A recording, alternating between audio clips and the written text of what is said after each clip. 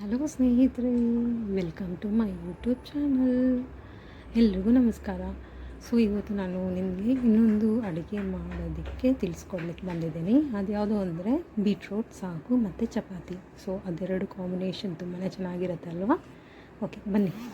ಅದಕ್ಕೆ ಬೇಕಾಗಿರೋ ingredients ಏನೇನೆಂದರೆ, first ನೀವು ಮಿಕ್ಸಿಗೆ ಯಾಲಕ್ಕಿ, ಚಕ್ಕೆ, ಲವಂಗ ಮತ್ತು ಶುಂಠಿ, ಬೆಳ್ಳುಳ್ಳಿ, ಹಚ್ಕೊಂಡಿರೋ ಈರುಳ್ಳಿ, ಹಸಿಮೆಣಸಿನ್ಕಾಯಿ 3ರಿಂದ 4, ನಿಮ್ಮ ಖಾರ ಹೇಗೆ ಬೇಕೋ ಆಗ ಹಾಕ್ಕೋಬೋದು, ಮತ್ತು ಕೊಬ್ಬರಿ, ಕಡಲೆ ಒಂದು ಅರ್ಧ ಕಪ್ಪು ಕಡಲೆ, ಮತ್ತು ಧನಿಯಾ ಪುಡಿ ಎರಡೂವರೆ ಸ್ಪೂನ್ ಧನಿಯಾ ಪುಡಿ. ಇಷ್ಟನ್ನು ನೀವು ಮತ್ತು ಇನ್ನು ಸ್ವಲ್ಪ ಅರಿಶಿನ ಒಂದು ಚಿಟಿಕೆ ಅಷ್ಟು. ಓಕೆ, ಮತ್ತು ಇದು ಬಂದುಬಿಟ್ಟು ಬೀಟ್ರೋಟ್ನ ನೀವು ಕುಕ್ಕರಲ್ಲಿ ಚೆನ್ನಾಗಿ ತೊಳ್ಕೊಂಡು ಕುಕ್ಕರಲ್ಲಿ ನೀವು ಬೇಯಿಸ್ಕೋಬೇಕಾಗತ್ತೆ. ಸೊ ಜಾಸ್ತಿ ಏನು ಬೇಯಿಸ್ಕೊಳ್ಳೋದೇನು ಬೇಡ. ಸೊ ನಾರ್ಮಲಾಗಿ 1-2 ವಿಷಲ್ ಅಷ್ಟೇ ಸಾಕು. ಸೊ ಅದೆಷ್ಟು ಬೇಯಿಸಿದ್ರೂ ಅಷ್ಟೇ ಇದರಲ್ಲೇ ಇರುತ್ತೆ, ಬಟ್ ಆದರೆ ಬೇಯಬೇಕು. ಸೊ ಚೆನ್ನಾಗಿ ತೊಳ್ಕೊಂಡು ಕುಕ್ಕರಲ್ಲಿ ಹಾಕಿ. ಓಕೆ, ನಂತರ ನಾವು ರುಬ್ಕೊಂಡಿದ್ದೀವಲ್ವ, ಸೊ ಆ ಒಂದು ಮಸಾಲೆ ಮಿಶ್ರಣನ ಒಂದು ಕುಕ್ಕರಲ್ಲಿ ಹಾಕಿ ಚೆನ್ನಾಗಿ ಕಲಿಸ್ಕೊಳ್ಳಿ. ಸೊ ಆ ಮಸಾಲೆನ ಚೆನ್ನಾಗಿ ಬೀಟ್ರೋಟ್ ಇದಕ್ಕೆ ನಾನಿನ್ನೂ ಅದನ್ನು ಬೇಯಿಸ್ಕೊಂಡಿಲ್ಲ, ಜಸ್ಟ್ ಹಾಗೆ ನಾನು ಹಾಕಿ ಎಲ್ಲ ಫುಲ್ಲು ಮಸಾಲೆ ಎಲ್ಲ ಹಾಕಿ ಉಪ್ಪು ಹಾಕ್ತಾಯಿದ್ದೀನಿ. ಸೊ ರುಚಿಗೆ ತಕ್ಕಷ್ಟು ಉಪ್ಪು ಹಾಕ್ಕೊಳ್ಳಿ, ಚೆನ್ನಾಗಿ ಕಲಿಸ್ಬಿಟ್ಟು ಸೊ ನೀರಿನ ಪ್ರಮಾಣ ನೋಡ್ಕೊಂಡು ಹಾಕ್ಕೊಳ್ಳಿ. ಜಾಸ್ತಿ ನೀರು ಹಾಕ್ಕೊಳ್ಳೋಕೆ ಹೋಗಬೇಡಿ. ಸಾಗು ಹೇಗೆ ಅಂದರೆ ನಿಮಗೆ ಮೀಡಿಯಮ್ ಆಗಿರಬೇಕು, ಜಾಸ್ತಿ ನೀರಾಗೂ ಇರಬಾರ್ದು, ಜಾಸ್ತಿ ಗಟ್ಟಿಯಾಗೂ ಇರಬಾರ್ದು, ಮೀಡಿಯಮ್ ಆಗಿರಬೇಕು. ಸೊ ನೋಡಿಕೊಂಡು ನೀವು ನೀರನ್ನು ಹಾಕ್ಕೊಂಡು ಸೊ ಮುಚ್ಚಿಬಿಟ್ಟು 1-2 ವಿಷಲ್ ಕೂಗಿಸ್ಕೊಂಬಿಡಿ. ಸೊ ನೆಕ್ಸ್ಟ್ ನಿಮಗೆ ಚಪಾತಿ ಹೇಳ್ಕೊಡ್ತೀನಿ ಮೃದುವಾಗಿ ಅದು ಹೇಗೆ ಅಂತ ಹೇಳ್ಬಿಟ್ಟು. ಸೊ ಲೇಯರು ನಮಗೆ ಚಪಾತಿ ಆ್ಯಕ್ಚುಲಿ ಒಂದು ಲೇಯರ್ ಬರೋದೇ ಕಷ್ಟ, ಅದು ಅಂಟ್ಕೊಂಡ್ಬಿಟ್ಟಿರುತ್ತೆ. ಇಲ್ಲಿ 3 ಲೇಯರ್ ನಿಮಗೆ ಹೇಗೆ ಮಾಡೋದು ಅಂತ ಹೇಳ್ಕೊಡ್ತೀನಿ. ಗೋಧಿ ಹಿಟ್ಟು 3 ಕಪ್ಪು, ಮತ್ತು ಮೈದಾ ಹಿಟ್ಟು 2 ಕಪ್ಪು. ಸೊ ಮೈದಾ ಹಿಟ್ಟು ಸ್ವಲ್ಪ ಕಡಿಮೆನೇ ಇರಲಿ, ಜಾಸ್ತಿ ಬೇಡ, ಸಮ ಪ್ರಮಾಣ ಬೇಡ. ಓಕೆ, ನಾನು ಸ್ಪೂನಲ್ಲಿ ಹಾಕ್ಕೊಂಡಿದ್ದೀನಿ.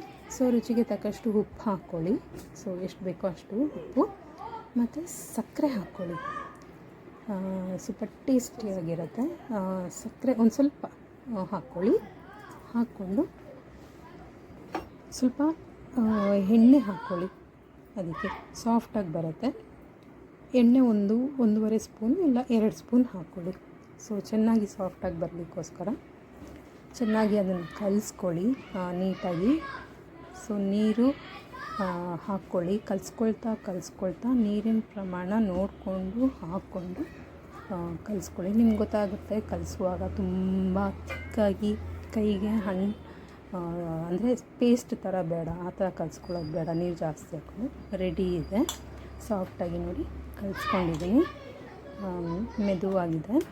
ಇದನ್ನು ಒಂದು ಸೈಡಲ್ಲಿ ಇಡೋಣ, ಸ್ವಲ್ಪ ಇದಾಗಲಿ, ಸಾಫ್ಟಾಗಲಿ.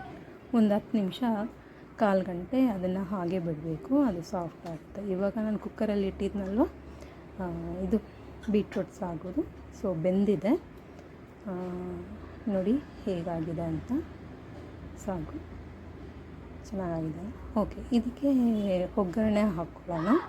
ನಾವು ಬರೀ ಮಸಾಲೆ ಹಾಕಿ ರುಬ್ಕೊಂಡಿರೋದು. ಸೊ ಬೀಟ್ರೋಟ್ ಹಾಕಿ ಸಾಗು ಥರ ಕುಕ್ಕರಲ್ಲಿಟ್ಟು ಬೇಯಿಸ್ಕೊಂಡಿದ್ವಿ. ಅದಕ್ಕೆ ಒಗ್ಗರಣೆ ಹಾಕಬೇಕು. ಒಗ್ಗರಣೆ ಹಾಕಿದ್ರೆ ಲಾಸ್ಟಲ್ಲಿ ಅದರ ಒಂದು ಫ್ಲೇವರು ಚೆನ್ನಾಗಿರೋದು. ಪ್ರತಿಯೊಂದು ಅಡುಗೆಗೂ ಅಷ್ಟೇ ಒಗ್ಗರಣೆನೇ ಅಷ್ಟು ಇಂಪಾರ್ಟೆಂಟು. ಎಣ್ಣೆ ಹಾಕಿದ್ದೀನಿ, ಮತ್ತು ಸಾಸಿವೆ ಹಾಕಬೇಕು. ಸಾಸಿವೆ ಚಿಟಪಟ ಅಂತ ಇದೆ.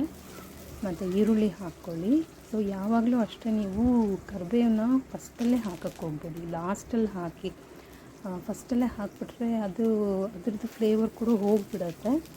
ಲಾಸ್ಟಲ್ಲಿ ಹಾಕ್ಕೊಂಡ್ರೆ ಅದು ಫ್ಲೇವರು ಹಾಗೆ ಇರುತ್ತೆ, ಚೆನ್ನಾಗಿರುತ್ತೆ. ಓಕೆ, ಸ್ವಲ್ಪ ಅದು ಫ್ರೈ ಮಾಡ್ಕೊಳ್ಳಿ. ಹಸಿಯಾಗಿರೋದು ಬೇಡ, ಸ್ವಲ್ಪ ಫ್ರೈ ಮಾಡ್ಕೊಳ್ಳಿ. ಫ್ರೈ ಮಾಡ್ಕೊಂಡಾದಮೇಲೆ ನೀವು ಆ ಒಂದು ಇದಕ್ಕೆ ನಾವೇನು ಸಾಗು ಬೇಯಿಸ್ಕೊಂಡಿದ್ದೀವಲ್ವ, ಸೊ ಬೀಟ್ರೋಟು, ಅದಕ್ಕೆ ಒಗ್ಗರಣೆನ ಹಾಕಿ ಕಲಿಸ್ಕೋಬೇಕಾಗುತ್ತೆ.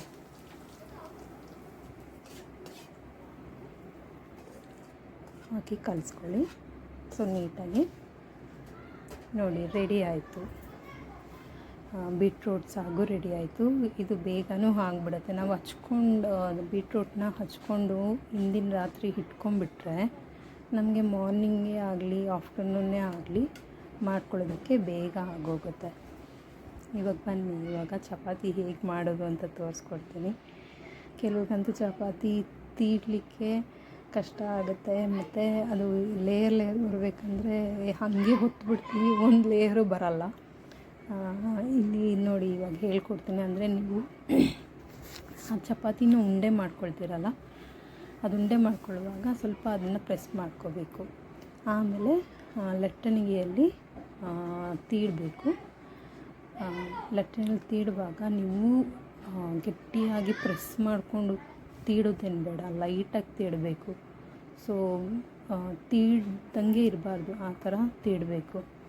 ಸೊ ಸೈಡಲ್ಲಿ ತೀಡ್ತಾ ಸ್ವಲ್ಪ ಎಣ್ಣೆ ಹಾಕ್ಕೊಳ್ಳಿ. ಅದನ್ನು ಟ್ರಯಾಂಗಲ್ ಶೇಪಲ್ಲಿ ಮಡಚಿಟ್ಕೊಳ್ಳಿ. ಬಟ್ ಅದು ಎಣ್ಣೆ ಹಾಕಬೇಕು. ಎಣ್ಣೆ ಹಾಕ್ಕೊಂಡ್ರೆ ಅದು ಸ್ವಲ್ಪ ಅದು ಲೇಯರ್ ಇದಲ್ವ ಬರುತ್ತೆ ಆವಾಗ ಮೇಲೆ ಸಪ್ರೇಟಾಗಿ. ಎಣ್ಣೆ ಹಾಕಿದಾಗ, ಎಣ್ಣೆ ಹಾಕಿಲ್ಲ ಅಂದರೆ ಅಷ್ಟಾಗಿ ಬರಲ್ಲ.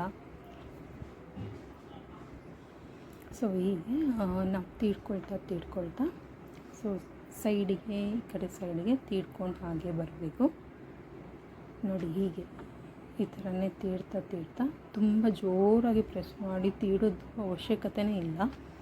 ನಿಧಾನವಾಗಿ ತೀಡಿ, ಬಟ್ ಅದ್ರ ಸೈಡಲ್ಲಿ ತೀಡ್ಕೊಂಡು ಬರಬೇಕು. ಮತ್ತು ಸೆಂಟ್ರಲ್ಲಿ ದಪ್ಪ ಇರಬಾರ್ದು. ಸೆಂಟ್ರಲ್ಲಿ ದಪ್ಪ ಇದ್ದರೆ ಅದು ನಿಮಗೆ ಸೈಡಲ್ಲಿ ತೆಳು ಇದ್ದರೆ ಸರಿಯಾಗೂ ಬರಲ್ಲ.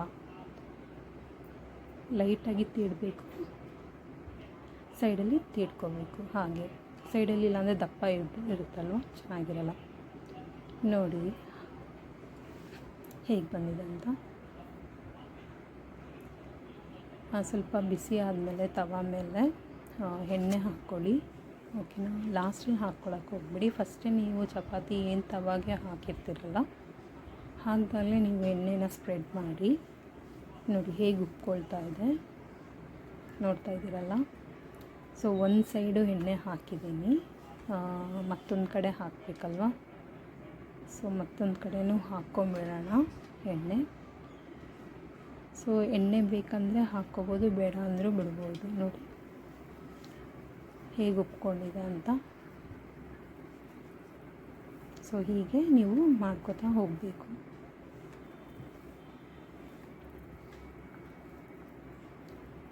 ಹೀಗೆ ಮಾಡ್ಕೊಂಡ್ಮೇಲೆ ನೀವು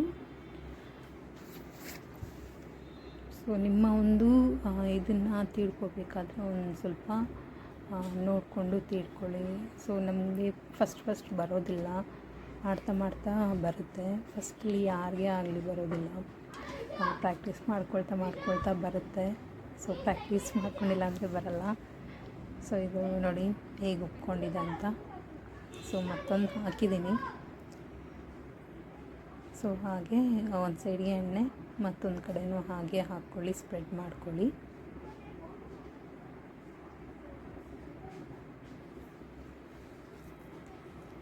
ಹೀಗೆ ಮಾಡ್ಕೋತಾ ಬನ್ನಿ. ಹಾಗೆ ನನ್ನ ಒಂದು ಚಾನಲ್ನ ಸಬ್ಸ್ಕ್ರೈಬ್ ಮಾಡಿ.